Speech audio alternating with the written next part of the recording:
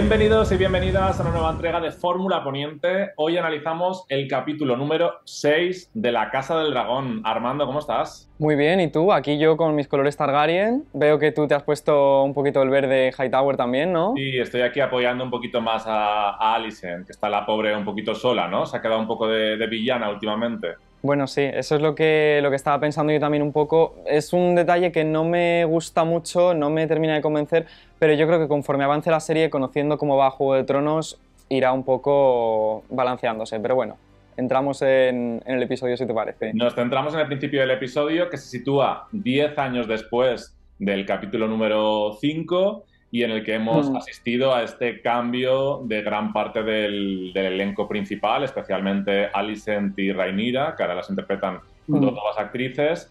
Y no sé, me ha chocado como un poco todo. Es cierto que las anteriores intérpretes me gustaban muchísimo, que me da mucha pena que no las volvamos a ver de nuevo, aunque bueno, se habla de si podrían aparecer de algún modo en la segunda temporada, pero bueno, nunca será lo mismo, pero entiendo que la serie tiene que avanzar. Pero aún así es cierto que, aunque me ha chocado en un inicio, porque lo he visto como todo muy diferente, poco a poco enseguida te sitúas y como ya conoces un poco las características de todo, enseguida entras a la historia y te las crees como estos personajes. No sé cómo lo has vivido tú.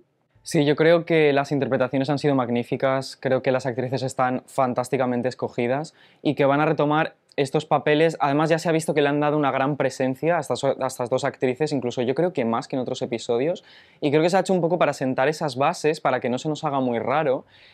También es verdad que puede que este episodio en concreto sea un poco más caótico que los demás, por el salto, porque suceden muchas cosas, hay muchos personajes nuevos, pero me da la impresión de que de aquí en adelante la serie se va a relajar un poquito y ya vamos a ver un poco lo mismo. Es verdad que va a ser agitada como ha sido siempre, pero creo que ya están un poco sentados los personajes, ya no va a haber más saltos temporales y nos vamos a quedar un poquito donde estamos y eso va a ayudar un poco a darle solidez a lo que queda. De momento la cosa se presenta calentita porque la guerra ha comenzado, esa guerra fría entre Alicent y Rhaenyra. Están muy claros los dos bandos y cómo se va desarrollando todo. Empezamos desde el primer momento, el parto de uno de los hijos de Rhaenyra, y vemos cómo Mm. Alicent solicita que le lleven al niño ya inmediatamente mientras ella está ahí en pleno parto y que tiene que ir ella sangrando, recorrerse todo el castillo.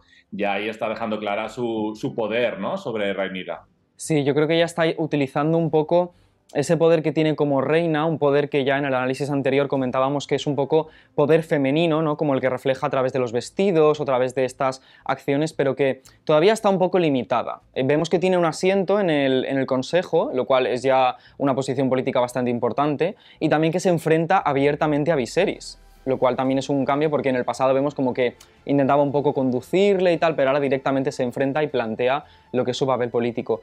Pero creo que conforme avance la serie cada vez va a aumentar más esta presencia porque ahora eso, intenta un poco usar estos gestos insultantes de ahora te llamo para que vengas a mí, ahora te contradigo sentada en el consejo, pero creo que conforme vaya avanzando, y ya hemos visto un poco en el final del episodio de qué manera va a entrar más directa, que sí que va a desatar una guerra, digamos, más en términos literales. Mm.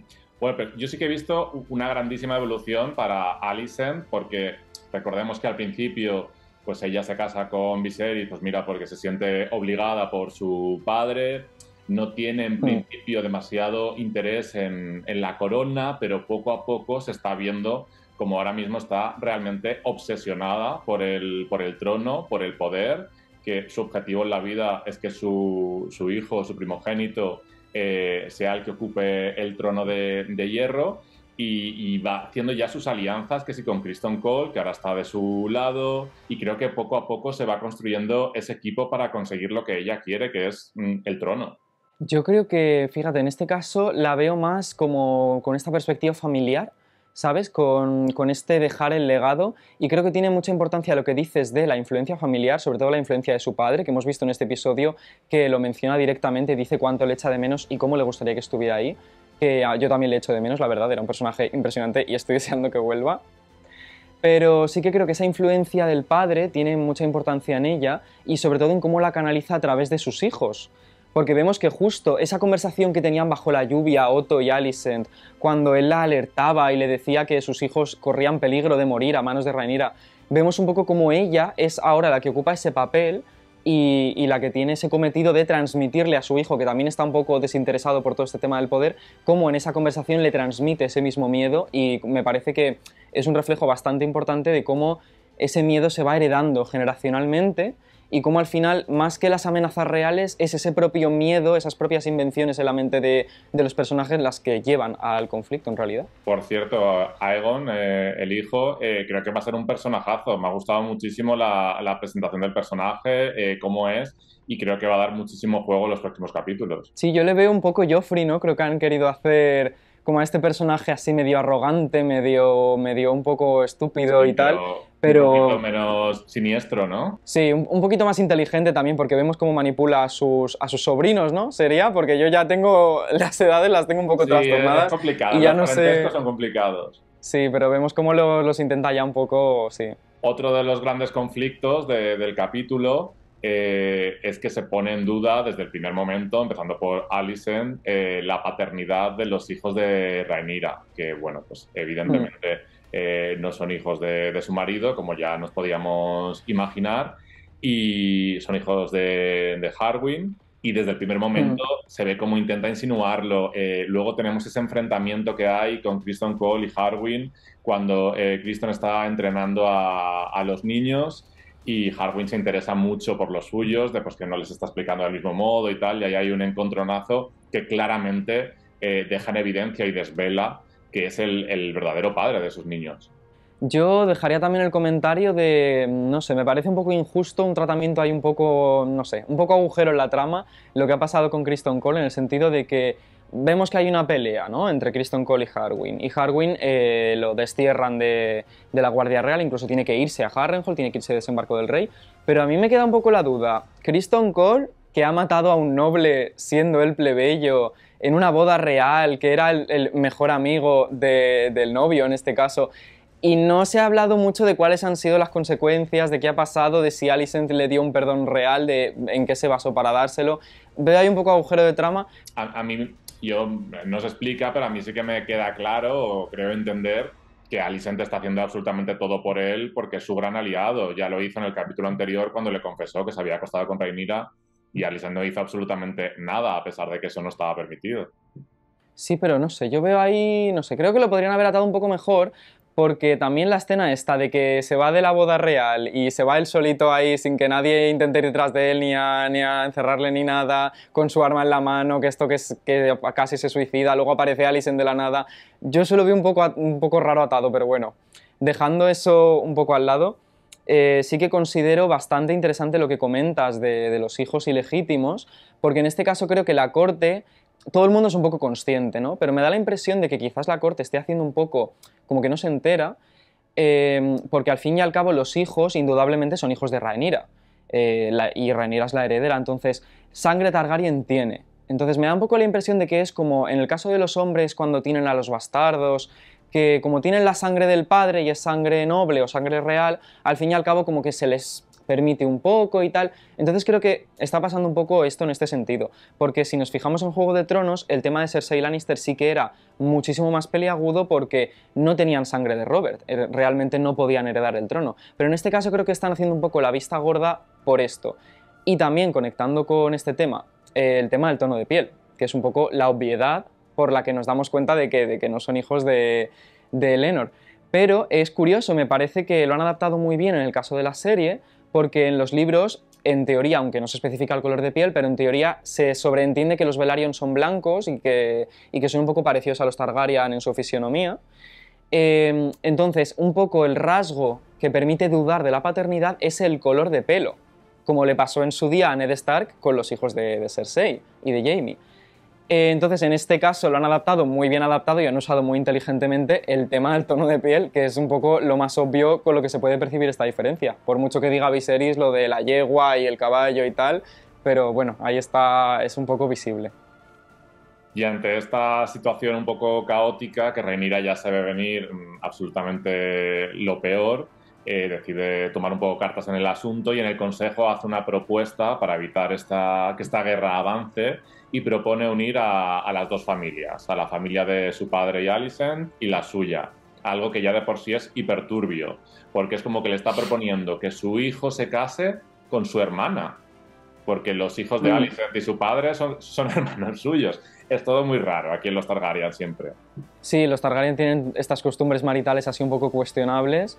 En este caso yo creo que el acuerdo matrimonial es bastante inteligente y creo que aquí se puede ver esa astucia política que está desarrollando Rhaenyra y esas ganas de solventar los problemas, ¿no? Que también le hemos visto en el Consejo cómo propone soluciones alternativas y cómo Alicent se pica un poco ante esto. Y yo sí que creo que es inteligente esta decisión política. No es tan inteligente la decisión que hace de este autodestierro, de irse de la corte y tal, pero bueno, yo creo que también Rhaenyra tiene este conflicto un poco entre sus deseos personales y sus emociones y el papel que tiene que cumplir como política, que a veces no sabe un poco equilibrarlo. Otro de los conflictos es que la mano del rey decide dimitir porque no puede seguir ejerciendo ese cargo sabiendo que su hijo Harwin es el padre de los hijos bastardos de Rhaenyra, pero el rey no se lo permite, considera que no es el momento oportuno. Y Lord Larys, que es el fiel aliado ahora de Alicent, decide, no sé, hacerle un favor a su amiga, aunque ella no se lo ha pedido directamente, pero sí a lo mejor indirectamente, y decide asesinarlos, a pesar de que son familia suya, para que ella le pueda deber un favor. Creo que se plantea como el meñique de esta serie. A mí este conflicto entre los Strong me parece muy interesante porque vemos cómo es una especie de anticipación de cómo los siete reinos se van a romper en apoyo a una facción, a otra, porque tenemos en los propios, el trío Strong que conocemos, tenemos al padre, a Lionel, la mano del rey, que es el único consejero leal por ahora, verdaderamente, que tiene Viserys, que estaría del lado del rey. Luego tenemos al hijo, a Harwin, que estaría del lado de Rhaenyra, aunque ya no puede estar del lado de nadie el pobre. Y luego tendríamos a Larys Strong, que estaría del lado de Alice. Entonces lo vemos así todos un poco repartidos. Y sí que creo que tienes razón en lo que dices de que la serie quiere establecer un poco este paralelismo entre Larys y Meñique. Creo que los intentan hacer un poco similares. Y me he dado cuenta de un detalle, y es que estos mercenarios barra asesinos barra espías que utiliza, a los que les corta la lengua, llevan un símbolo que no me he fijado muy bien si es un escarabajo, si es una luciérnaga, es un insecto que llevan aquí, y parece que es un poco como el blasón del que se está apropiando el propio Larys, ¿no? Un poco como hizo Meñique, porque el símbolo este que llevaba Meñique siempre del pajarito es un símbolo que se inventa él, que se lo da a sí mismo, es como queriendo crear de cero su propia casa. Y creo que Larys Strong vemos un poco esto con ese símbolo que no es el propio de su casa, y que ahora se ha quitado de en medio a su hermano de una manera bastante cruel y se ha convertido él en el heredero, que eso también es algo bastante importante a señalar, aunque en la serie no se ha tratado, pero que yo creo que también tendrá importancia. Y en paralelo con todas estas tramas que hemos ido comentando, tenemos otra que hemos dejado para el final, y es que en Pentos tenemos a Daemon y a Daena, que viven una vida completamente tranquila y familiar, con sus hijas, esperan un nuevo hijo, pero todo se complica un poco. Por un lado vemos como que Daemon está un pelín ausente de su familia y como que tiene cierto, como que echa un poco de menos a lo mejor esa acción que vivía en el pasado, y como que me da la sensación como que tiene ganas de volver. Sí, yo he captado algún detalle así también, como respecto a esta vida familiar, que parece que le gusta bastante, pero vemos que hace más caso a una hija que a la otra, ¿no? A una parece que le enseña Valirio, pero la otra se queja de que su padre no le hace mucho caso, entonces veo ahí una tensión también. Y sí, yo creo que él está feliz con esa vida familiar, él de hecho se plantea quedarse en ese castillo, pero en el fondo no es feliz del todo, y su propia mujer se lo señala, le dices que no duermes por las noches, es que te pasas todo el tiempo leyendo sobre la dinastía Targaryen. Entonces yo creo que él mismo, a raíz de lo que sucede hacia el final, que es la muerte de su esposa, él se va a quedar con esas palabras grabadas y va a querer ser honesto consigo mismo y volver a la capital y ser un actor político otra vez. Luego hay un momento bastante desgarrador que tiene también mucho paralelismo con el primer capítulo de esta serie, en el que vemos como Laena está dando a luz o intentando dar a luz a su hijo. No es posible. Le comunican a Daemon de que la única opción es abrirle el vientre para sacárselo, pero eso acabaría con la vida de ella, como ocurrió en el primer capítulo con la madre de Rhaenyra. Pero Daemon no puede tomar esa decisión que sí tomó Viserys, y es la propia Laena la que se suicida en una secuencia brutal en la que va a su dragón y le dice Dracarys contra ella misma y es como, no sé, como súper emotivo, ¿no? Que el dragón tenga que matar a su propio jinete con esa relación especial que se crea siempre entre las personas y los dragones. Sí, además es una escena tristísima porque vemos claramente que el dragón no quiere hacerlo, que se niega y se lo tiene que repetir. Y además tiene como otra capa de profundidad cuando nos damos cuenta de que en realidad ese dragón que ella cabalga es Veigar, si no me equivoco con el nombre, y es el mismo dragón por el que ella cuando era niña se interesa en esa conversación tan perturbadora que tiene con Viserys cuando casi se prometen, se interesa precisamente por ese dragón. Y ella habla de, este dragón legendario, Veigar, y se ve ya como ese brillo en los ojos de que le encantaría poder cabalgarlo y tal, y vemos que al final sí consigue su sueño, pero que pues como estas paradojas tan sangrientas que tiene la serie, al final es el propio dragón el que le tiene que dar muerte. Pero lo hace en un gesto incluso un poco trágico pero heroico a la vez, no sabría cómo llamarlo, porque es cierto que mientras que Daemon no puede tomar esa decisión de acabar con la vida de su mujer, que por cierto siempre le ponen esta decisión en manos de los hombres, ¿no? Ellas nunca pueden decidir qué van a hacer con su vida, vemos en este caso que Daemon sí ha decidido respetarla, que tiene un poco de respeto selectivo por las mujeres, pero claro, es ella al final la que decide tomar esa decisión por sí misma, decidir cómo va a acabar sus días, si quiere que la rajen viva y consciente o si quiere morir en sus propios términos. Y eso me parece que dice mucho del personaje de Laena desde que la conocemos y que pues eso, es un fallecimiento un poco de guerrera al final. Totalmente. Y un poco así como conclusión, sí que es cierto lo que decías antes, de que el capítulo a lo mejor es un poco como muy caótico, porque pasan muchas cosas, hay 10 años de diferencia, cambios de personajes y tal, pero sí que creo que La Casa del Dragón ha conseguido en solo 6 capítulos crear su propio tono y estilo dentro de lo que es la serie, porque así como igual en el primer capítulo podíamos pensar que era muy parecida a Juego de Tronos, que lo es, creo que perfectamente se asemeja mucho a cómo podría ser una primera temporada de Juego de Tronos, pero con presupuesto.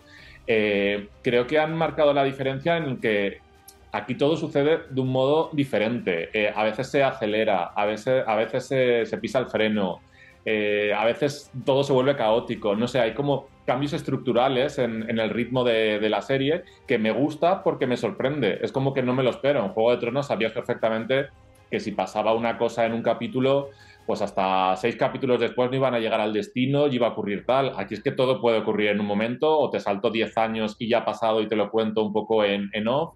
No sé, me gusta que me está sorprendiendo constantemente con la forma en que está narrada, y eso la verdad es que es muy guay con un spin-off precuela. Yo creo que obliga un poco a mantener la atención del espectador, que eso siempre está bien. También se corre un poco el riesgo de lo que comentabas, de que sea un poco caótica y tal. Y en ese sentido, comparando con Juego de Tronos, es verdad que con Juego de Tronos quizás en la primera temporada tenías que mantener mucha atención para conocer a todas las casas y a todos sus integrantes, pero ya una vez los conocías ya estaba un poco establecido. Y creo que en esta serie es un poco más fácil, en el sentido de que se nos han ido presentando más poco a poco, ¿no? En el primer episodio conocemos al trío de los Targaryen, luego se va acoplando, ahora Alicent es la reina, ahora no sé qué. En el fondo ya conocemos a las familias, aunque sean las del futuro, pero bueno, que nos facilitan el trabajo. Sí, y además, como con el paso del tiempo se van ampliando las familias, es como que, vale, ahora conozco a estos personajes, bueno, pues han tenido a estos hijos, ¿no? Entonces creo que como una especie de círculos concéntricos se van ampliando un poco los personajes y creo que eso facilita un poco que se comprenda. De todas formas, también es verdad que es un poco caótico en algunas ocasiones, ahora salto temporal, ahora no sé cuánto tiempo ha pasado, ahora me cambias a unos actores y a otros no me los cambias, pero ya te digo, yo creo que a partir de ahora se va a quedar ya un poquito estable, o por lo menos lo deseo. Bueno, pues ha sido un placer, Armando, comentar contigo, que siempre vienes muy bien equipado con tu atuendo para comentar la sección. No sabemos lo que ocurrirá la semana que viene, porque esto siempre hay sorpresas, como en la Casa del Dragón. Va cambiando. Lo mismo estará Alex, estaré yo, estarás tú. Habrá que descubrirlo la semana que viene, porque, no sé, el destino ha querido que nunca coincidamos todos en plató. Cada semana una cosa diferente, a lo mejor como en la Casa de Dragón, la semana que viene uno muere, la siguiente han pasado 10 años y no ha tenido un hijo, aquí nunca se sabe. Bueno, espero que no pasen 10 años, tranquilos, tampoco vayamos tan rápido. Y ya sabéis que si os ha gustado el vídeo, podéis suscribiros a nuestro canal, dejar todos los comentarios que os ha parecido el capítulo número 6, hacia dónde creéis que va todo esto, cuáles son vuestras teorías, y nos vemos en el próximo capítulo de Fórmula Poniente. Adiós. Hasta luego.